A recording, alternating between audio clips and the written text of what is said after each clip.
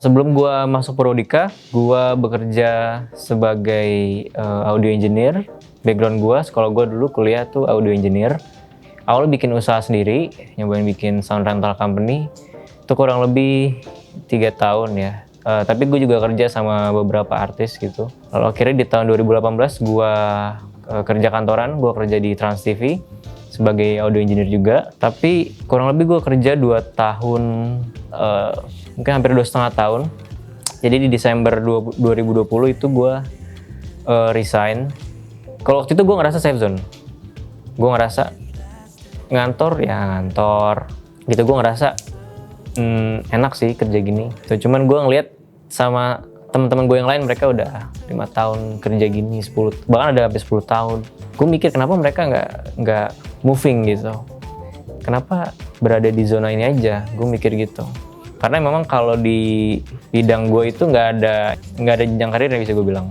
Ya udah, waktu itu gue lagi denger podcast 30 Days of Lunch, karena gue seneng banget denger podcast bahas tentang shifting karir di usia 19 dan 25 tahun. Waktu itu usia gue 26 tahun 2020, dan gue terinspirasi dari situ. Kok ternyata bisa ya? Emang bisa ya? Kayak gitu. Dari situ gue dengerin podcast. Itu episode 1 sampai akhir semua gue dengerin. Tapi favorit gue episode 1, dimana yang paling menginspirasi tuh ya Cimendi dan Pak Purwo sendiri. Cerita tentang dulu bagaimana Purwodika, gimana dulu bikin sekolahnya dari tahun 80-an kalau nggak salah. Gitu. Di situ gue sangat terinspirasi. Nah waktu itu, tapi di tahun 2020 tuh masih bingung. Apakah mau ngambil data science atau mau ngambil web and mobile gitu. Terus akhirnya ketemu satu podcast lagi, waktu itu Cimendi sama Pangeran kalau nggak salah, gue lupa judulnya apa. Terus katanya walaupun sekarang kayak dibilang data science yang dicari, tapi kata Cimendi tuh yang tetap orang cari tuh ya coding gitu, developer yang susah. Sebelumnya juga gue punya teman yang udah kurang lebih 7 tahun jadi seorang full stack developer gitu. Gue tanya-tanya, dan memang rekomendasi pertama dia tuh Purwodika gitu. Ya gue tanya-tanya tentang developer tuh apa, bedanya sama web designer tuh apa. Terus dia bilang memang developer di Indo tuh susah, tim teknis di Indonesia tuh susah, dia bilang. Jadi peluangnya masih gede. Oh gitu. Gue bilang kayaknya oke nih gitu, developer. Gue ngeliat satu video itu dari channelnya Alexander Ruby, namanya generalis versus spesialis. Mana yang masih lo pilih? Itu kalau bisa teman-teman nonton, kalian lihat, itu bagus banget, beneran bagus banget. Di situ kalian bisa lihat kenapa penting buat teman-teman yang usia muda itu harus jadi generalis dulu. Itu supaya bisa ngerasain banyak hal, tahu banyak hal gitu. Jadi itu penting ngerasain beberapa bidang pekerjaan. Di situ dimension namanya ikigai. Nah, ini juga yang ngedrive gua. Jadi apa yang, kalau kalian tahu ikigai ada 4 kotak. Kayak apa yang dunia butuhkan, apa yang lo bisa, apa yang lo bisa dibayar, apa yang lo suka, apa yang lo passion. Itu digabung jadi satu titik namanya ikigai. Jadi gue pikir sebelum masuk tuh gue, oh ini apa ikigai ya si coding ini gitu. Karena kan dibutuhkan banyak orang. Tapi walaupun gak passion tapi dibayar, dan itu gue satuin gitu. Oke, gue pilih coding. Akhirnya gue daftar tuh. Gue daftar dan gue memberanikan diri buat resign. Nah, gue selalu refer sama apa yang ada di Forbes top 10 konglomerat di dunia. Waktu itu masih Jeff Bezos gitu yang jadi nomor satunya. Dia bilang gini, kalau lu gagal saat mencoba, congratulations gitu, selamat gitu.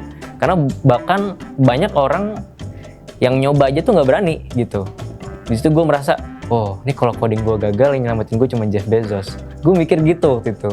Lucu sih pikiran gue. Cuman kalau nggak ada pikiran itu, mungkin gue nggak akan pernah nyoba. Ya sama kayak kata-katanya Mark Zuckerberg, the biggest risk is not taking any risk. Di resiko terbesar itu nggak ngambil resiko sama sekali. Nah di situ itu salah satu dorongan terkuat gue. Gue lihat potensinya karena top 10 konglomerat teknologi, dan bahkan kayak Bill Gates itu udah 20 tahun jadi top 1 gitu, orang paling kaya di dunia. Karena bikin apa? Bikin Microsoft gitu, bikin software. Kok gue nggak melek gitu? Gue juga, kok gue baru melek di 2020, buat apa gitu? Tapi nggak ada yang terlambat kan buat nyoba. Akhirnya gue dari situ berani nyoba. Makanya di situ gue berani keluar, berani nyoba coding yang tadinya gue nggak tahu itu susah, ternyata susah. Oke, akhirnya di Januari itu gue mulai masuk, ya kan. Januari akhir tuh, waktu itu muridnya 13 orang. Itu baru hari keempat udah ada yang gugur 2 apa 3 gitu, gue lupa deh. Itu hari keempat sih, itu fundamental waktu itu, yang ngajar Mas Dino. Itu susah banget, bisa gue bilang susah banget gitu. Tapi setelah gue tahu, memang kalau setelah fundamental tuh selesai, gue tahu kenapa Purwodika ngajarin fundamental dulu gitu, karena memang yang paling penting dan sulit adalah fundamental.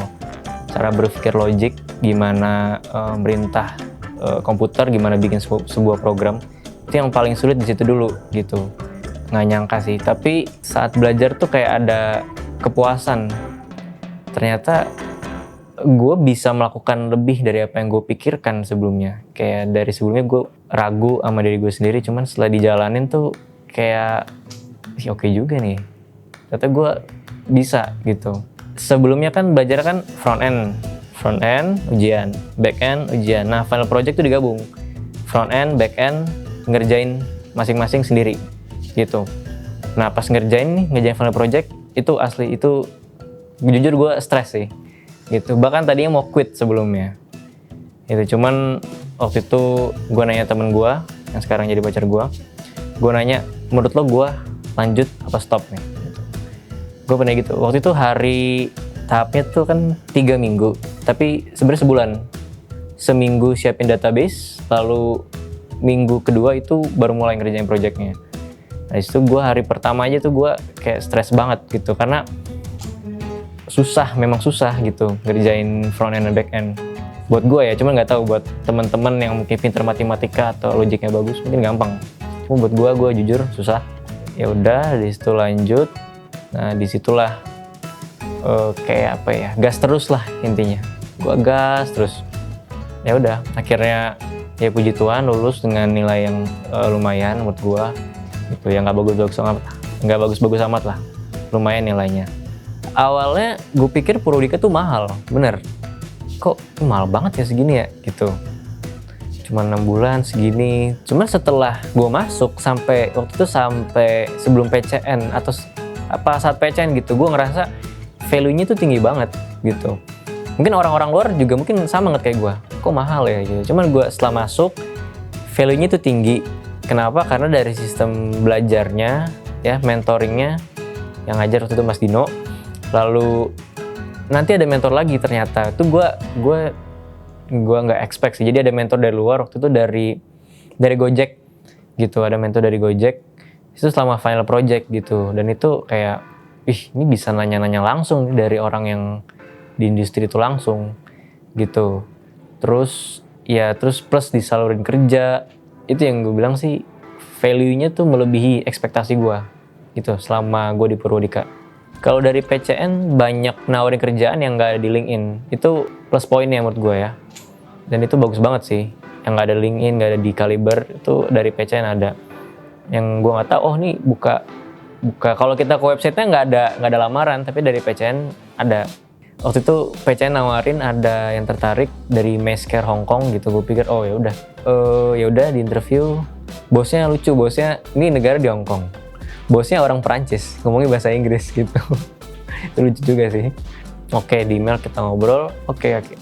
Habis itu baru deh di tanggal 4 Oktober itu saya mulai kerja hari pertama di Masscare. Masscare ini startup di Hong Kong. Dia model bisnisnya adalah kurang lebih seperti Halodoc kalau Indo. Jadi health management system itu semuanya remote yang kerja gitu. Jadi ada yang dari Hong Kong itu sendiri, ada yang dari India juga gitu. Beberapa developer, banyak kan developer karena CEO-nya itu adalah CTO sebelumnya. Kalau working culture-nya tuh saya bisa bilang nyantai sih, karena baru mulai tuh dari bulan Maret, belum ada 6 bulan kayaknya berarti. Kerjanya tuh tidak ada deadline, kita boleh ngerjain apa yang kita mau gitu. Kalau sekarang yang saya kerjain adalah Passion Web App, jadi aplikasi Passion Portal. Model bisnisnya kan B2B, jadi kita bikin seperti kalau pasien tuh mau booking dokter gimana, mau chatting sama dokter gimana, beli obat gimana. Awalnya saya manggilnya Sir atau Mister sama si bos saya ini, cuma dia bilang gak usah manggil gue Mister atau Sir gitu. Kan gue bilang nggak sopan, kan lu bos gue. Terus dia bilang jangan anggap gue bos lu, anggap gue tim kerja lo gitu. Lu justru jangan sopan sama gue, lu nggak sopan nggak apa-apa gitu. Oke. Jadi yang gue tangkap sih kita boleh berpendapat sendiri gitu. Jadi nggak ada batasan sebenarnya, kayak antara bos, CEO dengan staff tuh kayak nggak ada batasan. Kayak intinya harus aktif sih, harus proaktif, jangan pasif gitu. Nggak masalah lu punya ide apa, lu bilang aja kayak gitu. Jadi malah memacu diri gue secara nggak langsung. Kalau real life-nya yang gue rasain tuh kerja sebagai coders tuh jadi menuntut gue untuk terus belajar gitu. Karena kan mesti agile lah, harus terus belajar, dan kebetulan gue senang belajar gitu. Menurut gue kalau sehari nggak belajar tuh aneh gitu, kayak lu nggak produktif. Gue pikir Masker ini kan mau nge-record sebagai backend, cuman bukan setelah sih, emang pas di wawancara sebagai front end, ya udah, gue pikir ya menurut gue coba aja gitu. Karena memang front end salah satu menurut gue kelemahan gue ya gitu. Karena gue nggak gitu bisa desain, bisa cuman nggak gitu ahli lah bisa gue bilang. Tapi ya udah, kalau itu gue tinggalin front end, jadi kayak apa ya? Gue ninggalin masalah yang belum selesai gitu. Harusnya gue coba. Ya udah, di situ gue coba. Ternyata fun gitu. Kerja sebagai front end developer tuh fun. Cuman karena base-nya dari Purwodika, menurut gue oke ya. Jadi bisa relatable gitu. Apa yang diajarin sama Mas Dino tuh relatable.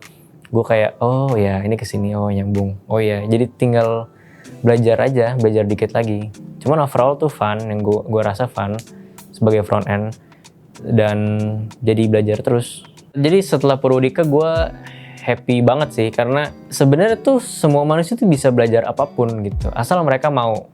Yang penting mereka mau, mereka tuh bisa gitu. Gue ngerasa gue lebih punya pandangan yang lebih luas, mindset yang lebih luas gitu, bahwa ya hidup nggak gini-gini aja, masih banyak hal yang bisa kita lakukan. Ya apalagi jenjang karir si developer ini tuh luas gitu. Gue ngeliatnya, wah ini gue masih bisa melakukan hal A, B, C, D, dan seterusnya gitu.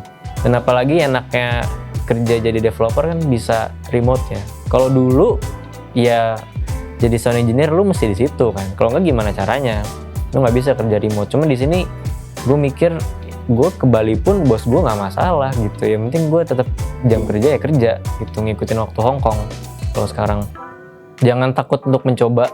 Kalau kalian nggak pernah nyoba, kalian nggak akan pernah tahu. Kalau kata Steve Jobs, don't settle itu, keep searching apa yang kalian suka gitu. Mungkin gue sendiri juga nggak suka kalau coding, nggak tahu.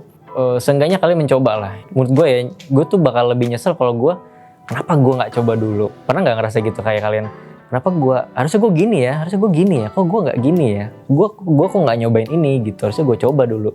Ya penyesalan menurut gue lebih karena kalian tidak mencoba gitu. Buat teman-teman anak muda atau siapapun yang mau belajar coding jadi developer, sebaiknya kalian coba, tapi kalian kumpulin dulu datanya gitu. Kalian cari tahu apa yang kira-kira kalian suka gitu. Kalau kata Einstein kan, kalau kalian naik sepeda, kalian harus terus jalan. Kalau kalian stop pasti jatuh gitu. Jadi keep moving. Nama gue Willy Bernardus, gue alumni Job Connector Full Stack Web Development, sekarang bekerja sebagai software engineer di Masker Hong Kong. This is my alumni story.